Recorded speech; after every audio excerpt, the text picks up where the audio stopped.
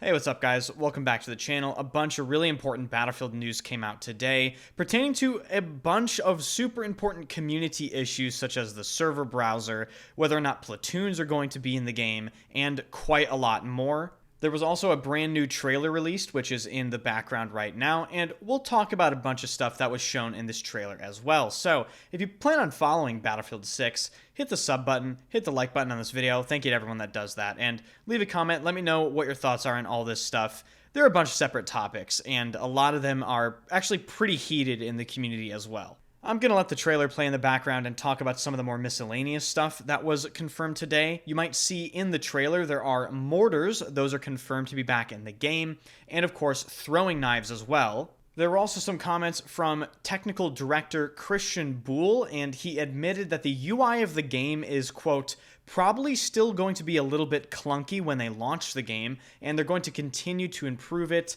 On top of this, Ripple Effect did confirm some Battlefield 6 UI tweaks. Based on some of the biggest feedback they received around that topic, they have no plans to entirely rebuild the entire menu system, which a lot of people critiqued for being, the classic Hulu menu system that you see in Call of Duty and many other games nowadays. I have to be honest, I don't really find it that irritating because the menu isn't even 1% of my gameplay. I just find what I want to play, I click on something, and then I play the game. So I think the menus maybe are a point of contention that isn't really as important as some people are making it out to be. But something that is actually important in my mind is the fact that the med crates in Battlefield 6 had a big green circle around them, and a lot of people were complaining about it. DICE has addressed this. This is coming directly from David Serland. Apparently they have disabled the green rings around the ammo and health crates in Battlefield 6, and David Serland stated they've made, quote, other arrangements. He doesn't elaborate on what these arrangements might have been, but I personally hope that they just simply added a toggle on-off option in the options menus. They did this for the flag boundaries on the ground you could also see in BF6. I think that's a fairly simple solution that would satisfy everybody. If you don't like the green rings, you can just disable them. Now onto the big news. Obviously there was this brand new trailer which you guys just watched at the beginning of the video. This touted, I suppose, Battlefield 6's PC ability, it being 4K, it having uncapped frame rate, all this sort of stuff. They did release its PC min-max / ultra plus specs. Basically, this tells you how your computer may fare with running Battlefield 6. It's no surprise, BF6 is a very demanding game, unfortunately like all Battlefield titles. Next up, we have a bunch of Portal info, starting with the fact that you can, quote, think it, create it, and play it. You can create anything from a top-down 2D shooter to a horde mode, and these will be considered community experiences, very similarly to the way it worked in Battlefield 2042. Another thing they really emphasized in this post is just the more powerful version of Portal we will be receiving in Battlefield 6. It includes spatial editing, including map and geometry editing, as well as AI scripting to customize the behavior of AI. So you can make, like I said, horde modes to make them act like zombies, or maybe you can make them act just in different ways. You can make them more difficult to kill, more aware, you can probably make them more accurate, and you can change their behavior and probably set paths for AI to actually follow. One of the coolest features of this more powerful Portal we'll be seeing in BF6 is the fact you can actually custom script a fully bespoke UI system. So that is really, really interesting, and I'm excited to see what people do with that. The next thing they showed off is this big screen here. This is their mutator rule set option thing. This is on the Web Creator Portal tool. That is not in the game, so this is how you make experiences outside of Battlefield. And it just shows off this massive menu, different modifiers, teams, restrictions, rules editor, map rotation, even different patches it appears you can select between. And of course, you can disable individual aspects of the game, such as on-foot deployment, even strafing while sprinting. The next few things they talk about here are absolutely essential to the function of Portal and essential to the interest of Portal within the Battlefield community. Number one, they confirm that players will earn full XP and progression using verified community experiences in Portal. So this is stuff like Conquest, Rush, and Breakthrough, just the game modes we would normally play anyway. Next, we get a very first look at the in-game Portal server browser for Battlefield 6. Take a look at the experiences that they, I guess, made for this screenshot to show players they can make exactly what they've always wanted to make in Battlefield. Siege of Cairo all day. So this is Siege of Cairo 24/7. Conquest 24/7, jet maps only. Rush 24/7, 64 players, so you can increase the player count of Rush. Some people were asking about that. Breakthrough 24/7 all maps. And I commend this from DICE. It's very intelligent from them, to be honest, because they're taking this opportunity to reveal the Portal server browser to us, and they are showing us experiences that people have always made in Battlefield, and this might quell some concerns, because I gotta be honest, like, if this doesn't satisfy the Battlefield community, I really don't know what will. Like, they can go in Portal and they can make the exact servers they've always played on with full XP. And the icing on the cake is the last thing they mention in this section. Quote, included with game purchase, players will also have the ability to make their hosted servers persistent, so it is always listed in the browser for easy access. So if you own Battlefield 6, you can make whatever server you want and it will never disappear from the server browser. So I honestly think that this is about as good as we're going to get when it comes to a server browser in Battlefield 6. I actually think this is a completely fine solution. I understand some people are going to have some reservations about this still. There aren't going to be official DICE servers listed in the actual Portal server browser. Matchmaking is still going to be very prevalent.